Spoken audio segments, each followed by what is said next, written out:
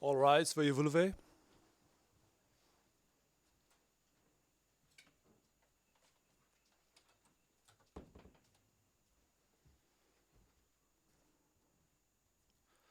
The International Residual Mechanism for Criminal Tribunals is now in session. L'audience du mécanisme international appelé à exercer la fonction résiduelle des tribunaux pénaux est ouverte. Please be seated.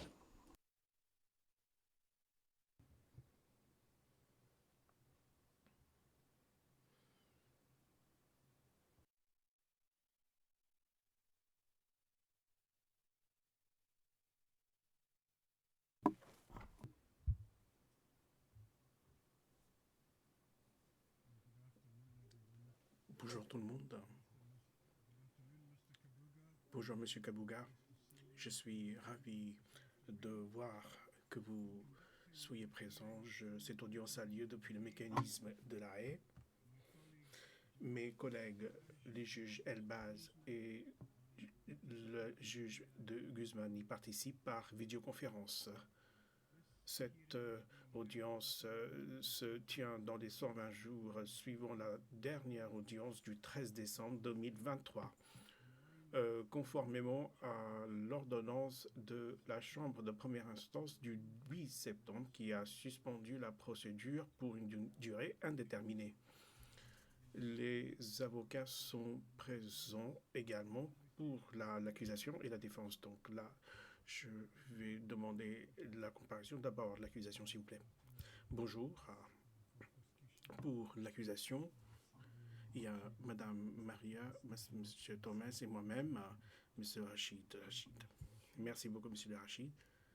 Et maintenant, la défense, s'il vous plaît. Pour la défense, Madame Ayadi, et je suis Emmanuel Eltit. Thank you, Maître Altit. Merci beaucoup, Maître Altit. Monsieur Kabuga comparaît aujourd'hui par vidéoconférence et la Chambre reconnaît les problèmes auxquels il est confronté lorsqu'il s'agit de sa concentration. Et il est clairement représenté par Maître Altit. Si jamais vers la fin de la procédure, si l'occasion devrait se présenter et s'il veut faire des commentaires personnels, je vais lui accorder cette occasion. Et je compte sur vous, Monsieur Altit, de rester en communication avec la salle de visioconférence. Comme ça, je pourrais lui donner la parole. Il a été également confirmé que M. Kabuga bénéficie d'une interprétation en langue kinyarwanda. L'objectif de cette audience d'aujourd'hui est de permettre aux parties de soulever des questions concernant la santé et la détention de M. Kabuga et à la Chambre de première instance d'entendre la défense sur les progrès accomplis dans l'identification d'un État approprié et consentant pour sa mise en liberté provisoire de M. Kabuga. À cet effet, la Chambre d'appel, dans sa décision du 7 août 2023, la Chambre d'appel, dans sa décision de 7 août 2023, a ordonné à la Chambre de première instance de traiter rapidement la question de la détention provisoire de M. Kabuga et d'envisager les modalités et conditions appropriées pour sa mise en liberté. Je tiens également à souligner qu'hier, les parties et moi-même, ainsi que les représentants du greffe, avons tenu une réunion de gestion de l'affaire afin d'orienter la discussion d'aujourd'hui.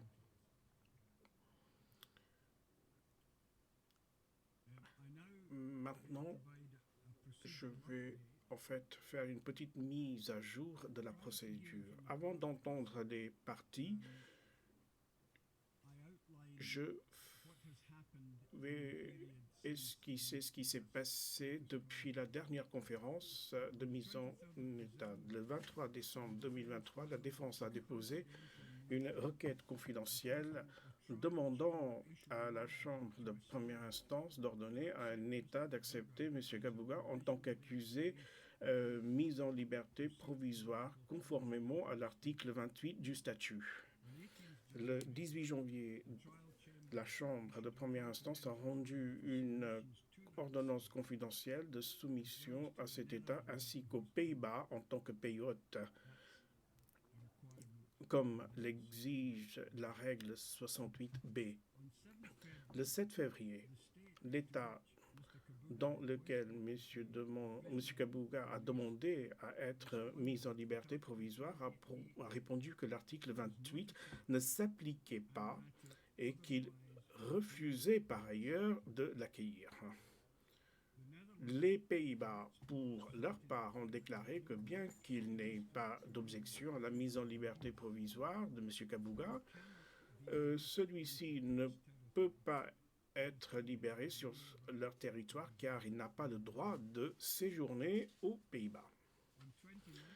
Le 29 février, la Chambre de première instance a rendu une décision confidentielle dans laquelle elle a rejeté la requête au motif que l'article 28 ne lui donne pas le pouvoir de contraindre un État à accepter M. Kabuga sur son territoire en tant qu'accusé qui est mis en liberté provisoire en dépit de son refus. Ce faisant, la Chambre de première instance a souligné que le mécanisme devait s'appuyer sur la coopération volontaire des États membres pour trouver une solution acceptable et procéder à la libération de M. Kabuga comme envisagé par la Chambre d'appel.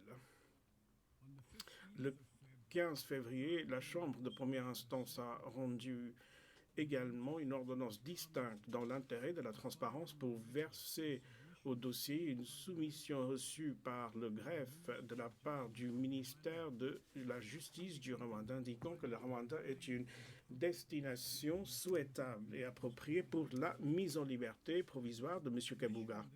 En rendant cette ordonnance, la Chambre de première instance a noté qu'elle ne prendrait pas en compte cette demande dans la mesure où la mise en liberté provisoire de M. Kabuga au Rwanda n'est pas une question d'actualité devant la Chambre de première instance et que le gouvernement rwandais n'est pas partie à cette procédure. La Chambre de première instance a également noté que le Rwanda serait entendu au moment opportun si et quand la question se pose. Enfin,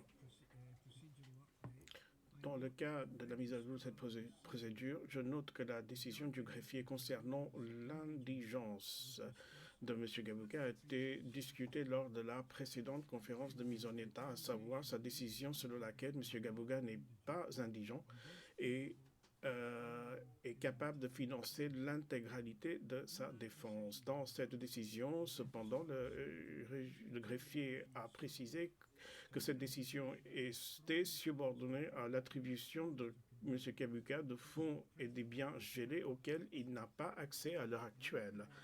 À cet égard, la Chambre de première instance a rendu une ordonnance confidentielle le 26 février dans laquelle elle a demandé au greffier de déposer une soumission répondant à plusieurs questions qui, espérons-le, aideront à déterminer la faisabilité réaliste et la méthode la plus efficace pour recouvrer le coût substantiel des frais de justice de M. Kabuga à partir des actifs qui lui sont attribués. La soumission de greffe devrait être déposée au cours de la première moitié du mois d'avril.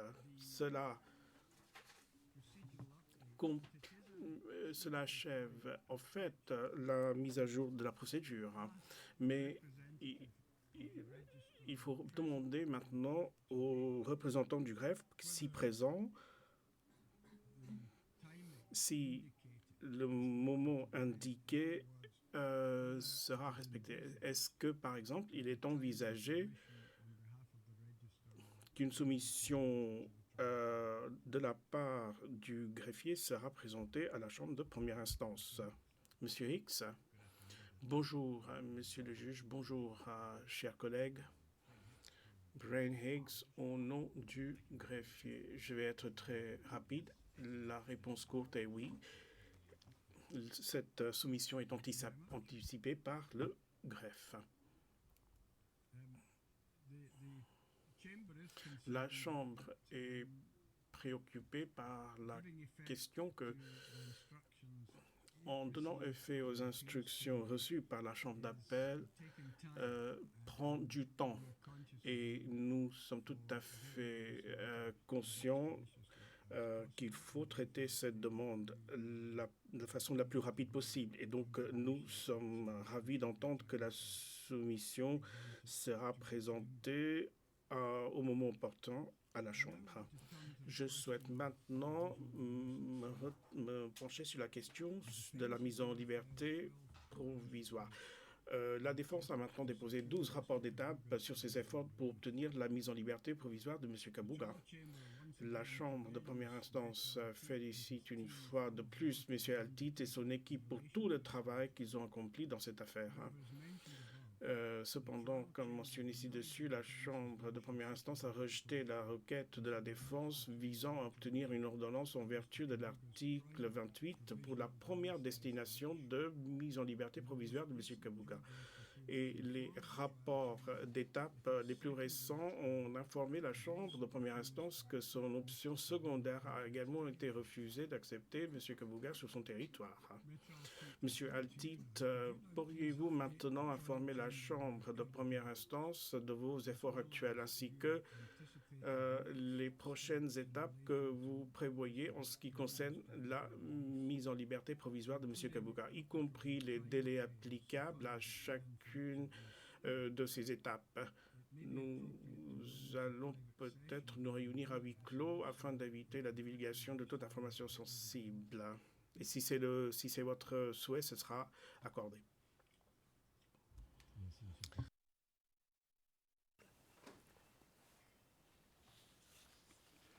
Well, we will go into private session because Passer à huis clos, car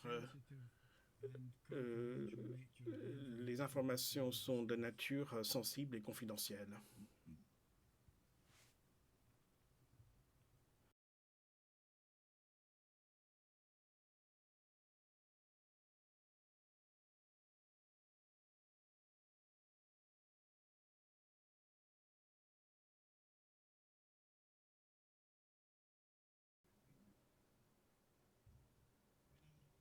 Le greffier d'audience, nous sommes en audience publique, Monsieur le Président. Le Président, pour les personnes dans le public présentes aujourd'hui, il faut comprendre que pendant que vous n'avez pas pu suivre une partie des procédures, il y a eu un débat très animé concernant les différentes possibilités liées à la mise en liberté provisoire de M. Kabuga. Concernant les deux premiers points soulevés par Maître Altit, la Chambre va émettre une ordonnance donnant le délai, indiquant le délai que la Chambre met en place pour faire avancer les choses en matière de la procédure concernant les deux États européens auxquels une demande a été envoyée. Concernant la troisième et la quatrième option qui nous ont été présentées comme des possibilités, nous n'en sommes qu'aux premières étapes de l'étude par la défense. Et une indication a été donnée à Maître Altit, selon laquelle, avant de pouvoir réellement envisager sérieusement cette option, les différentes options concernant la mise en liberté, il nous faut des informations plus spécifiques et plus détaillées concernant la possibilité de ces options et leur faisabilité et également dans quel délai. Et pour l'instant, il a été clairement dit que si aucune de ces options ne pouvait avancer assez rapidement dans un avenir relativement proche, la Chambre devrait à ce moment-là entamer des initiatives par elle-même pour trouver un État qui serait prêt à accepter M. Kabuga dans le cadre de sa mise en liberté conditionnelle. Bien, c'est là, je l'espère, un résumé précis des discussions qui se sont déroulées en dehors de votre présence.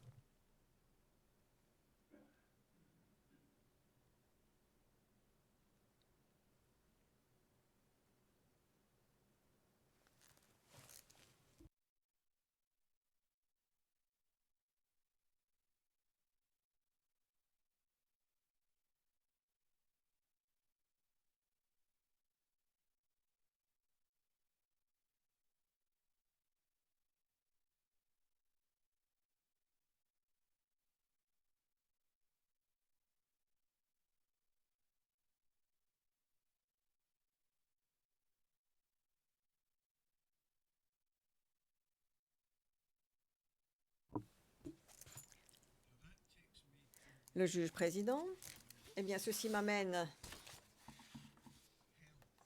à la question de la santé de M. Kabuga et en rapport avec ceci, les conditions de détention et les circonstances de sa détention.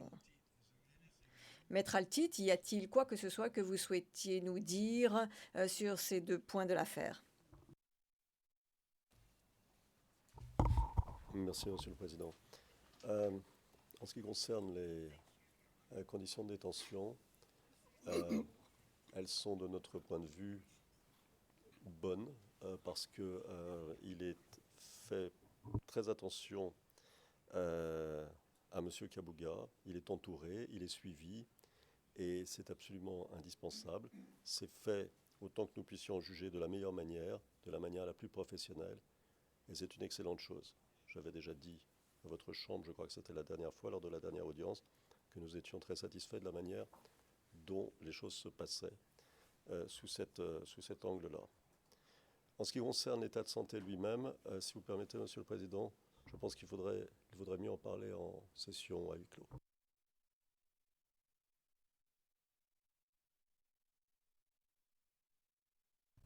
Very well, private session. Bien, passons à huis clos partiel.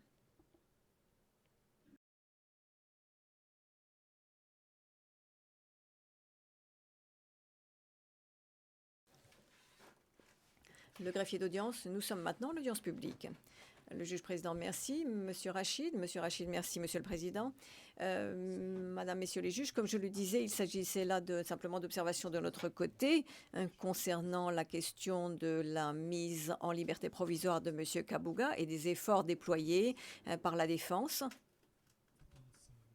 De notre côté, nous considérons que ce processus ne peut durer éternellement. Il faut qu'il y ait une fin. Nous avons tous lu la décision de la Chambre d'appel à cet égard et vous l'avez, Monsieur le juge, répété aujourd'hui et vous avez parlé de la nécessité d'aller rapidement.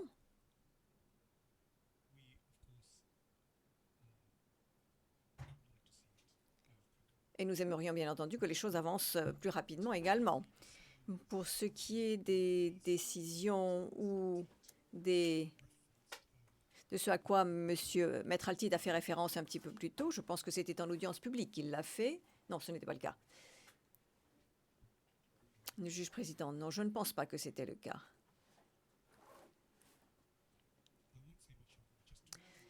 Monsieur Rachid, je ne dirais pas grand-chose, Monsieur le Président. Simplement, pour résumer, je dirais que il s'agissait d'une institution différente, avec des règles différentes.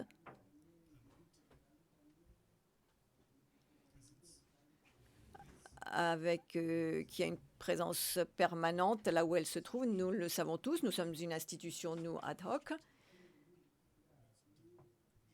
Et nous avons peut-être des règles plus strictes lorsqu'il s'agit de mise en liberté provisoire. Et on a parlé de possibilité de créer des locaux qui seraient une extension de l'institution.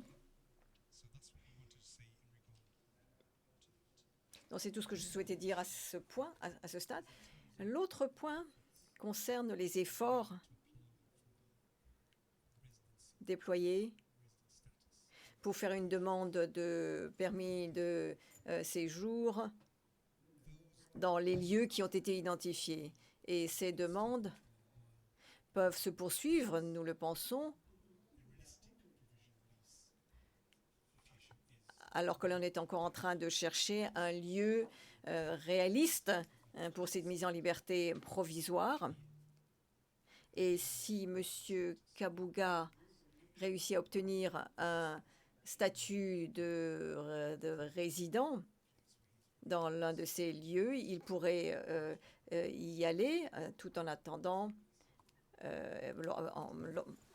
dans le cadre de sa mise en liberté provisoire, si vous êtes d'accord avec cet arrangement. Donc, je pense que c'était là notre observation concernant ce qui a été discuté aujourd'hui. Le juge président, merci Monsieur Rachid. Nous avons pris note de ces commentaires. Et ce que je souhaiterais dire publiquement, Maître Altit, lorsque nous étions à huis clos partiel il y a peu, votre commentaire concernant la santé de M. Kabuga n'impliquait aucune plainte et que votre commentaire concernant les conditions de détention était simplement une façon de féliciter l'institution. J'espère refléter fidèlement la nature de vos commentaires. Merci. Est-ce que vous pensez que M. Kabuga souhaiterait dire quelque chose personnellement ?